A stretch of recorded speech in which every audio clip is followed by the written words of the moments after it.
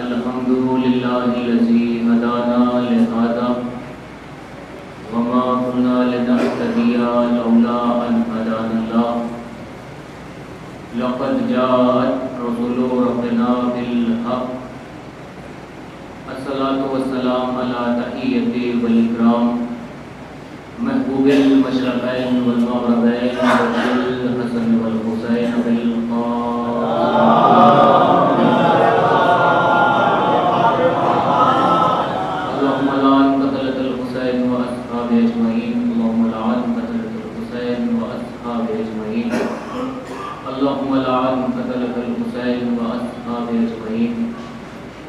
अम्मा बाद फ़क़द क़ाला सुब्हानल्लाह तआला फ़ी किताबिल मुबीन व क़ौलुहुल हक़ बिस्मिल्लाहिर रहमानिर रहीम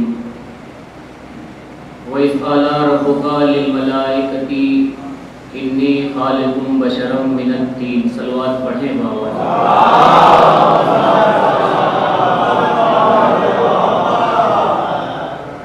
मोहतरम मुकर्रम सामईन, दुआए सैयदा फातिमा ज़हरा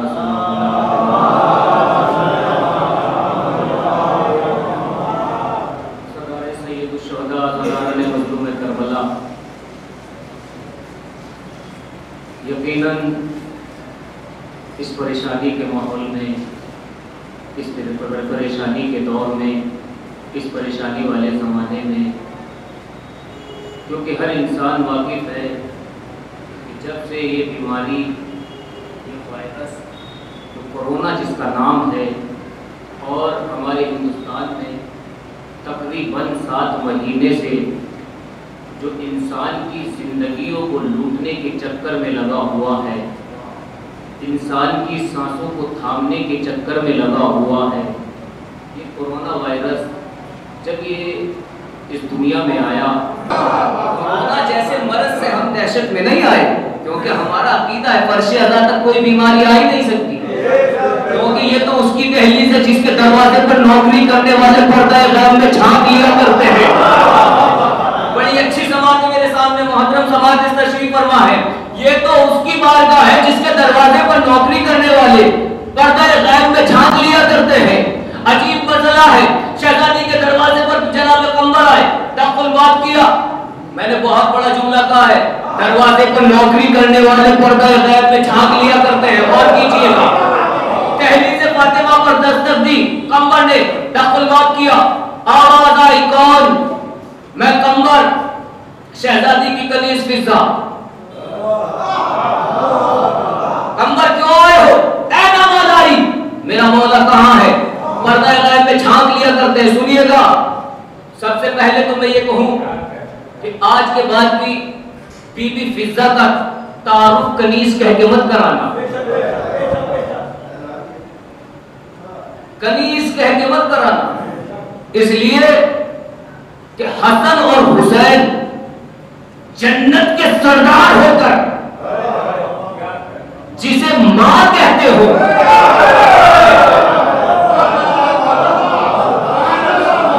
हसन और हुसैन जन्नत के सरदार होकर जिसे मां कहे, हमारी मजाल क्या है कि हम उसे कनीज़ कहें?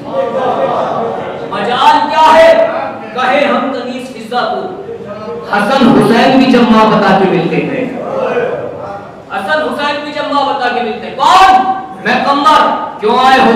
ऐ ना मौलाई, मेरा मौला कहाँ है? फिज़ा ने आसमान की तरफ निगाह उठाई, कंबर देख रहे हैं, फिज़ा आसमान की तरफ देख रही है, कहना शुरू किया, कंबर आसमान पर है। कंबर ने सवाल किया, फिज़ा वहां पर क्या कर रहे हैं? फिज़ा ने कहा, किसी को रिस्क बांट रहे हैं, किसी को हयात बांट रहे हैं, किसी को मौत दे रहे हैं, किसी को मसला समझा रहे हैं। फिज़ा बताती जाती है, कंबर फिज़ा के चेहरे को देखते जाते हैं कि फिज़ा ये क्या कह रही हो? किसी को हयात दे रहे हैं, किसी को मौत दे रहे हैं, किसी को रिस्क दे रहे हैं, किसी को औलाद दे रहे हैं, किसी की जिंदगी बढ़ा रहे हैं, किसी की जिंदगी घटा रहे हैं, किसी का रिस्क बढ़ा रहे हैं, किसी का रिस्क घटा रहे हैं। फिज़ा बताती जाती है, कंबर सुनते जाते हैं। एक मर्तबा कंबर वहां से दहलीज़ फातिमा को छोड़ा, मदीने के बाहर निकले, क्या देखा?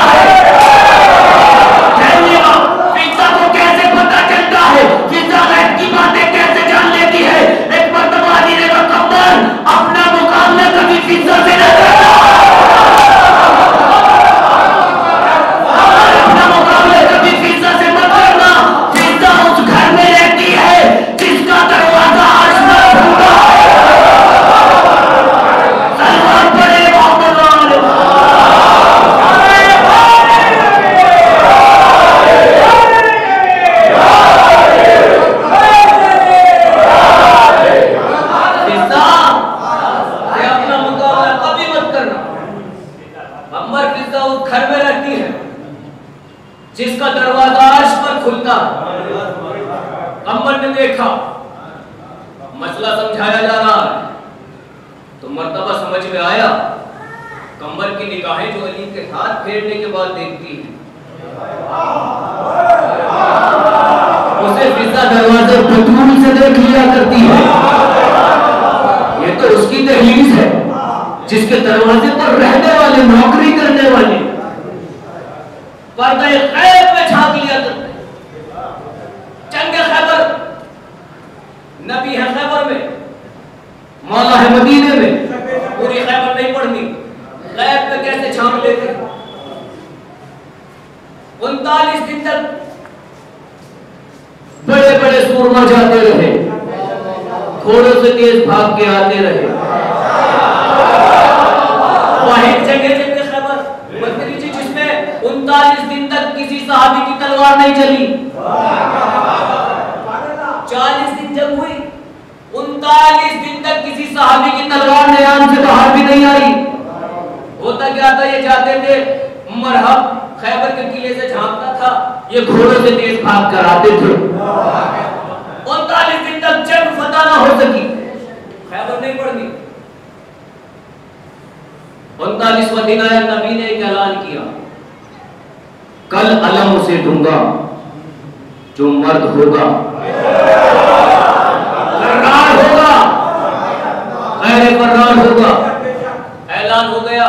मुझे नहीं पता खैबर में शब्बेदारी करने वाले हजरात कौन कौन थे, मगर इतना यकीन है आज जिनकी औलाद शब्बेदारी करना बिदअत बताती है, उनके बुजुर्ग सारे मौजूद थे।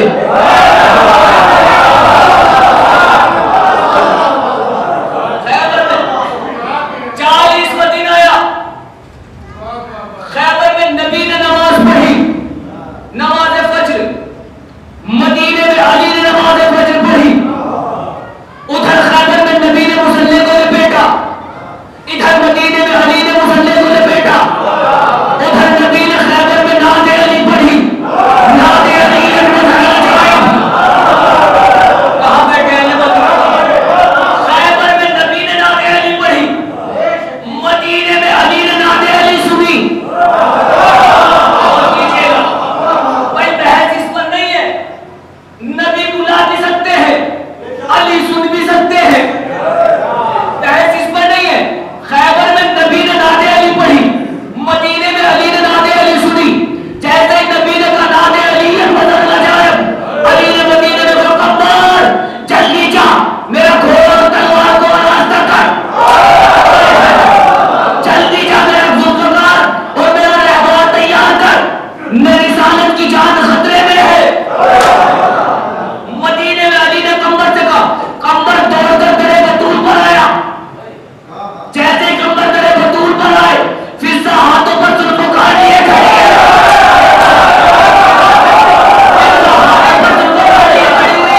एक मर्तबा कंबर ने फिजा को देखा और देखने के बाद कहा, फिजा तुम्हें कैसे पता है मैं जुल्फकार लेने आया? सुनिएगा, फिजा तुम्हें कैसे पता है मैं जुल्फकार लेने आ रहा हूं? फिजा ने कहा कंबर ये सवाल बाद में करना, लो जल्दी से जुल्फकार दो, रिसालत की जान खतरे में है।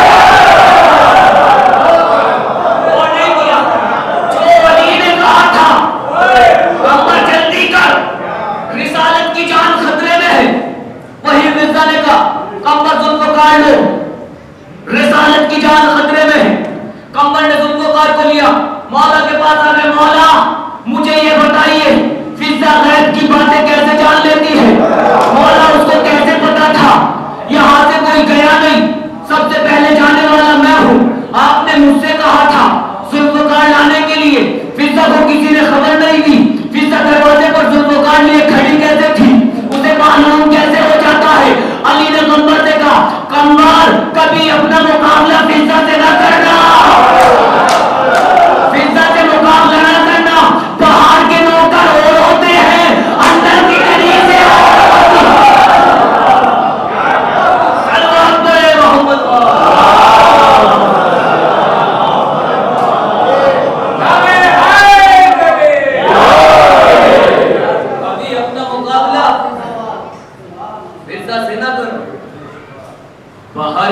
पर और होते हैं, अंदर की कलीज़ें और होती।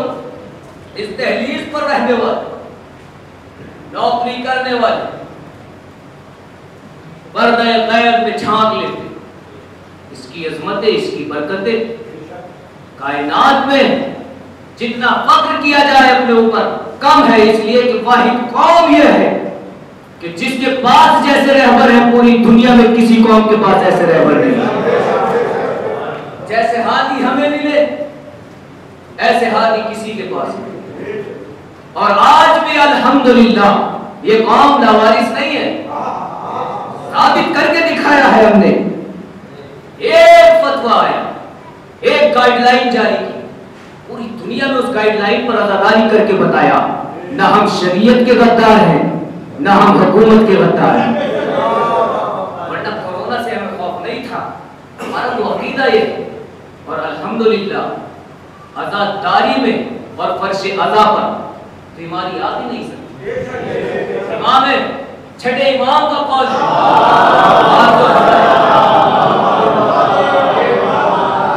मौला फरमाते हैं कि अगर कोई बीमार है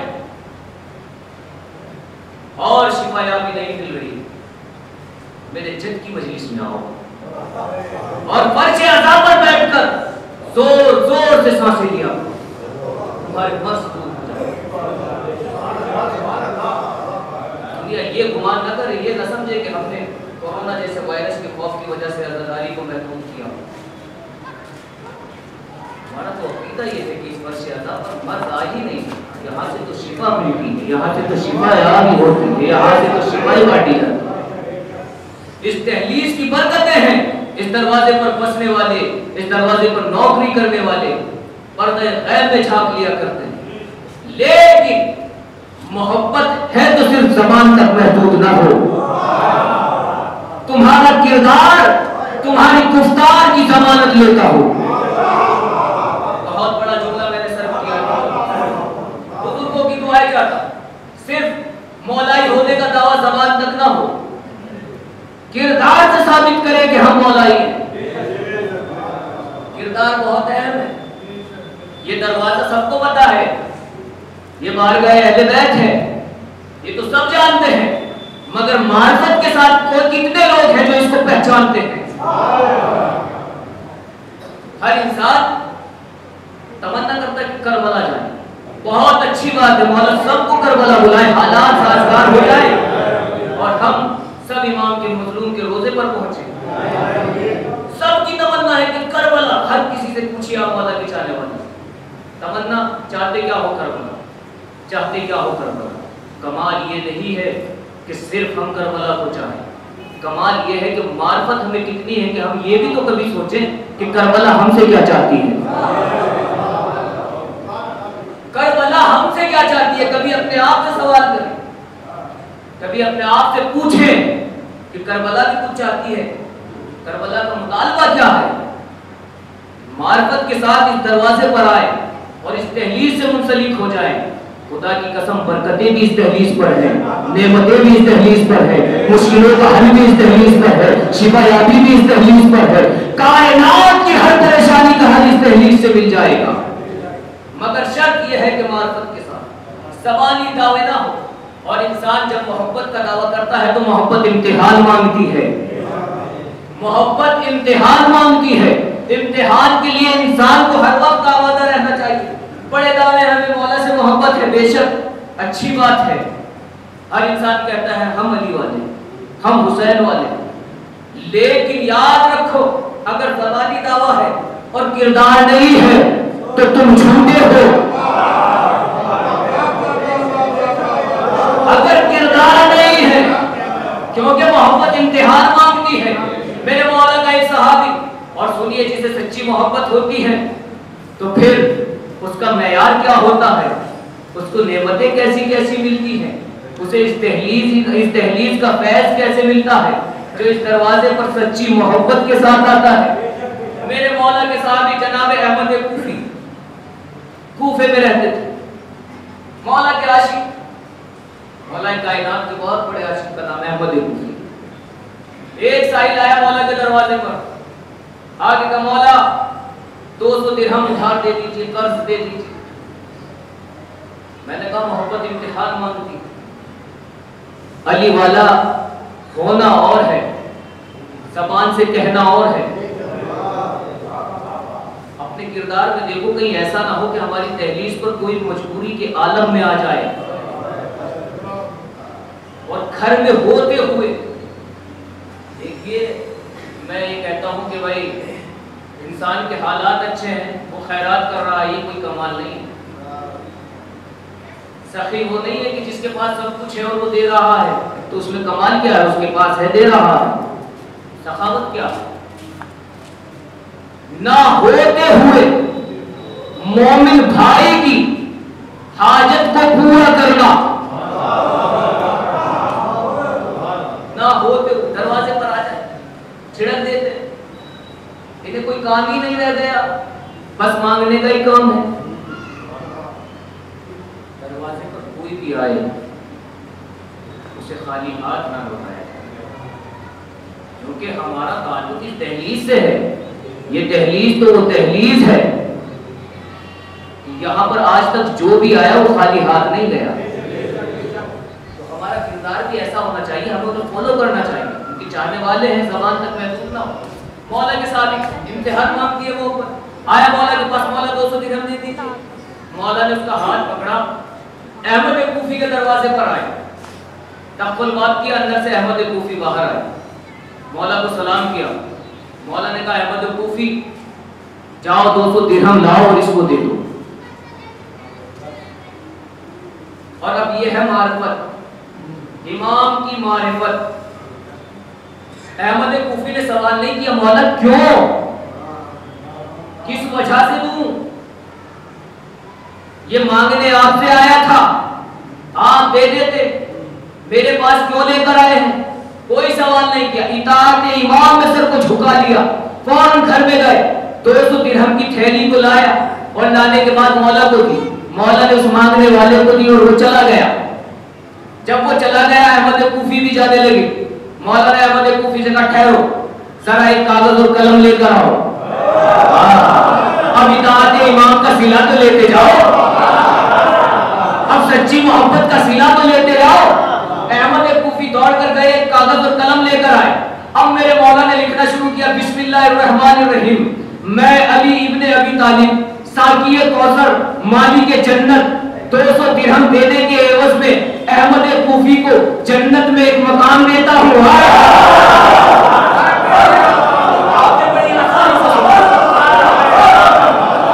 क्या लिखा?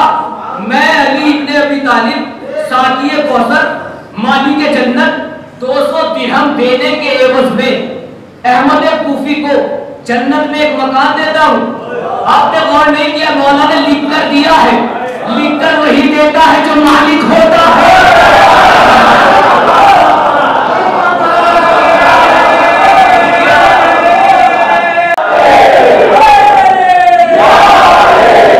रजिस्ट्री वही करता है ना जो मालिक होता है। मौला ने लिख के दे दिया, अहमद कूफी ने लिया, नविश्ते को लेकर घर में दाखिल हुए। अहमद कूफी का जवान बेटा था, उसने पूछा, बाबा ये क्या है? अहमद कूफी ने आगे कर दिया। बेटे ने पढ़ा, बिस्मिल्लाहिर्रहमानिर्रहीम, मैं अली इब्ने अबी तालिब साकिए कौसर मालिक जन्नत 200 दिरहम देने के एवज में अहमद कूफी को जन्नत में एक मकान देता हूँ। पर जैसे ही बेटे ने ये पढ़ा, अहमद कूफी जमीन पर गिरे, इंतकाल कर गए, जमीन पर गिरे, इंतकाल कर गए। अब बेटे ने गुस्ल कफन दिया और देने के बाद मौला के पास पहुंचे। मौला, पापा का इंतकाल हो गया। मौला ने तसल्ली और तशफ़्फ़ी दी, सीने से लगाया और लगाने के बाद का, बेटा हमें पता था इसीलिए लिख कर दिया है, बेटा हमें पता था इसीलिए लिख कर देकर आए थे। मौला ने कहा, मेरे अहमद कूफी के बेटे से कहा, बेटा करना क्या है? मौला, जनाजा तैयार है, कब्रिस्तान चलना है, कब्रिस्तान चलना। अहमद कूफी का जनाजा कब्रिस्तान पहुंचा। मेरे मौला कब्रिस्तान में पहुंचे, अहमद कूफी की नमाज जनाजा पढ़ाई। नमाज जनाजा के बाद हमारे यहाँ होता यह है कि मैयत को कब्र में रखते हैं, उसके बाद तिलकीन पढ़ते हैं। तिलकीन में कहते क्या है? इस्मा इफम, सुन समझ, तेरा पहला इमाम अली है। और कीजिएगा बड़ी तवज्जो, कहते क्या है, सुन और समझ, तेरा पहला इमाम अली है। कितना हसीन मंजर होगा अहमद कूफी की कब्र का जब सरहाने खुद अली बैठकर कह रहे होंगे तेरा पहला इमाम अली है।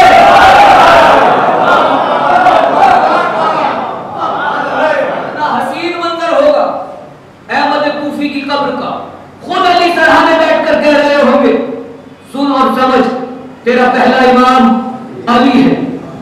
लोग तिलकीन हो गई, कब्र पर मट्टी दे देकर लोग चले गए, अहमद कूफी का अकेला बेटा रह गया। जब कब्र बंद हो गई, अहमद कूफी का बेटा रोने लगा।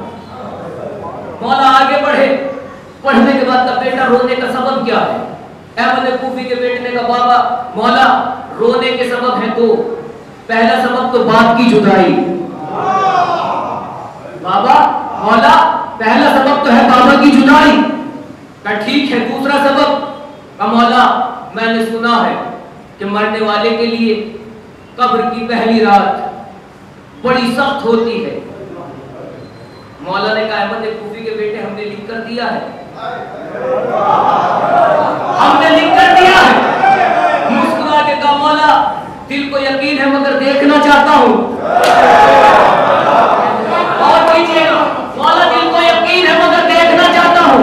एक मर्तबा मौला ने कहा अहमद कूफी के बेटा अगर देखना चाहता है तो ले देखो, इन दो उंगलियों के दरमियान देखो। अब एक मर्तबा अहमद कूफी के बेटे ने देखना शुरू किया, कभी दो उंगलियों के दरमियान देखता है, कभी मौला के चेहरे को देखता है, कभी दो उंगलियों के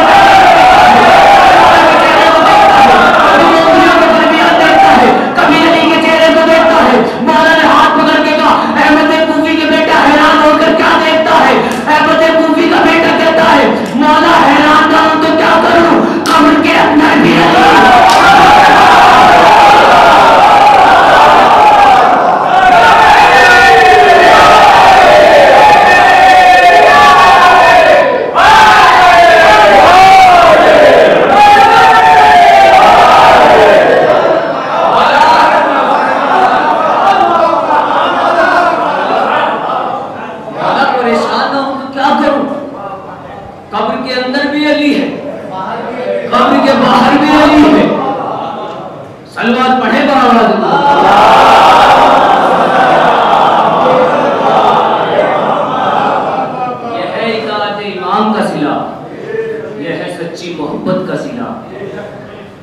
दुनिया में भी कामयाब है, आखिरत में भी कामयाब है। मौला कब्र के अंदर भी आप हैं, कब्र के बाहर भी आप हैं। जब मौला के फज़ाइल लोग सुनते थे तो हैरान होते थे। एक शख्स परेशानी के आलम में तोड़ा हुआ है, आने के बाद मौला से कहा मौला हमने सुना है आप मुर्दा जिंदा कर देते। मौला ने उसके चेहरे को देखा, मौला हमने सुना है क्या मुर्दा जिंदा कर देते हैं। मौला ने कहा इसमें हैरानी की कौन सी बात है, इतना काम तो सलमान कर देता है। आपने सुन लिया, वो तो परेशान ये था, उसने लोगों से सुना अली मुर्दा जिंदा कर देते हैं। वो परेशान था कि ये कैसे हो सकता है कि कोई अली मुर्दा जिंदा कर देंगे। वो तो मौला का इम्तिहान लेने के लिए आया था परेशानी का आलम में, उसे तो इस पर यकीन नहीं हो रहा था कि अली मुर्दा जिंदा कर देंगे या अली आप मुर्दा जिंदा कर देते हैं। मौला ने कहा इसमें परेशान होने की क्या बात है, इतना काम तो सलमान कर देता है। जो ये सोच कर आया हो कि अली मुर्दा जिंदा कैसे कर देंगे और उसे आते ही ये खबर मिल जाए कि ये काम तो सलमान कर देगा, उसकी परेशानी तो दुगनी हो जाएगी। अब वो और ज्यादा परेशान हो गया, ये क्या मसला है, ये क्या माजरा है कि यहाँ तो ये काम नौकर कर देते हैं, ये काम नौकर कर देते हैं। अब ये परेशानी के आलम में और परेशान हो गया। अब इसने सलमान को तलाश करना शुरू किया, जल्दी से मुझे सलमान मिल जाए, कहीं ऐसा ना हो कोई जाकर ये बता दे कि अली कह रहे हैं कि सलमान मुर्दा जिंदा कर देगा, या सलमान अली के पास आ जाए और अली उसको कोई ऐसा इल्म दे दे कि जिससे सलमान मुर्दा जिंदा कर दे।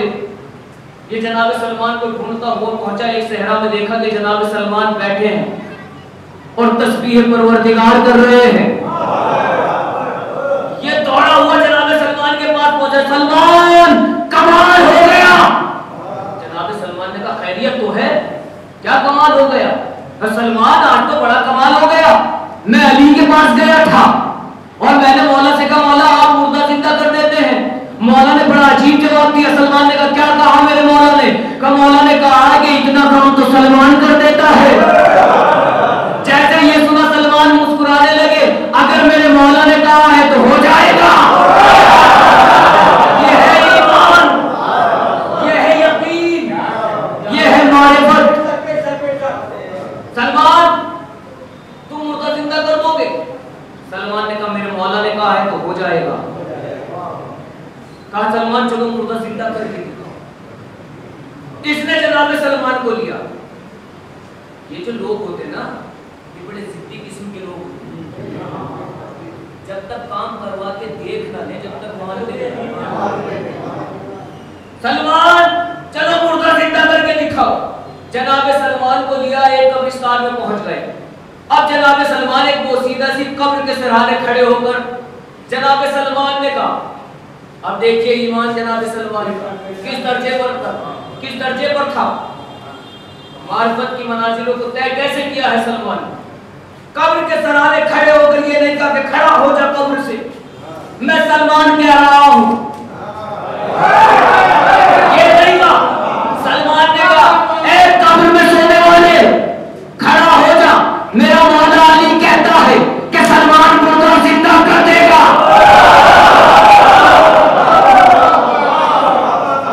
मेरे मौला अली ने कहा है कि सलमान मुर्दा जिंदा कर देगा, कब्र से खड़ा हो जा। सलमान का यह कहना था। कब्र शिगाफ हुई और एक मर्तबा उससे एक मुर्दा खड़ा हुआ। खड़ा होते ही कह रहा था मेरा ऊंट कहाँ है, मेरा ऊंट कहाँ है। अब जो ये सलमान को लेकर आया था, ये जनाब सलमान के पीछे झुकने लगा। जनाब सलमान ने इसका बाजू पकड़ा, सामने लाए। कहा झुकता क्यों है? कहा सलमान वो बात तो ठीक है कि ये जिंदा हो गया, मगर ये समझ में नहीं आ रहा ये ऊंट को क्यों पूछ रहा है। अब सुनिएगा यहां से, ये ऊंट को क्यों पूछ रहा है। जनाब सलमान ने कहा कि देखो ये जब इसका इंतकाल हुआ था, ये सहरा में अपने ऊंट चुगा रहा था, ऊंट चरा रहा था और इसका एक ऊंट चोरी हो गया था।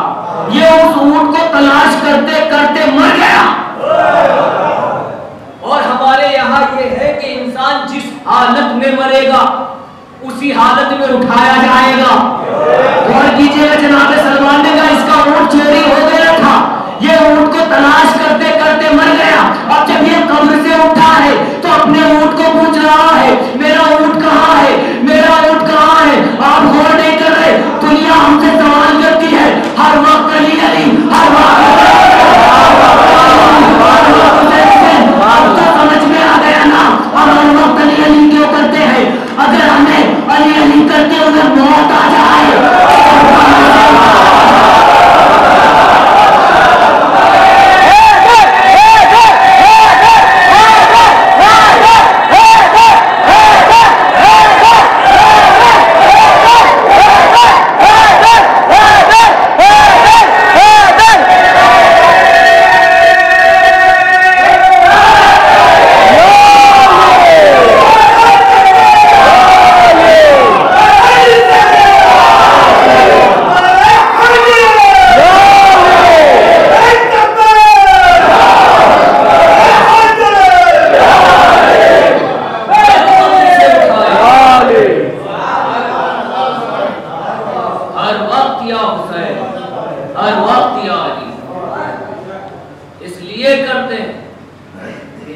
जिस हालत में भी मरता उसी हालत में उठाया जाता। बेशक हमें या हुसैन करते हुए मौत आ जाए, जब कब्र से उठाए जाए तो हमारी जबान पर यही दो नाम हो, या अली या हुसैन, या अली या हुसैन। इसलिए कि हमारे यहाँ तो बंदे कफन भी खोल दिए जाते हैं। शायद यही वजह है कि बंदे कफन इसलिए खोले जाते हैं कि हम कब्र में भी हुसैन का मातम कर सकें।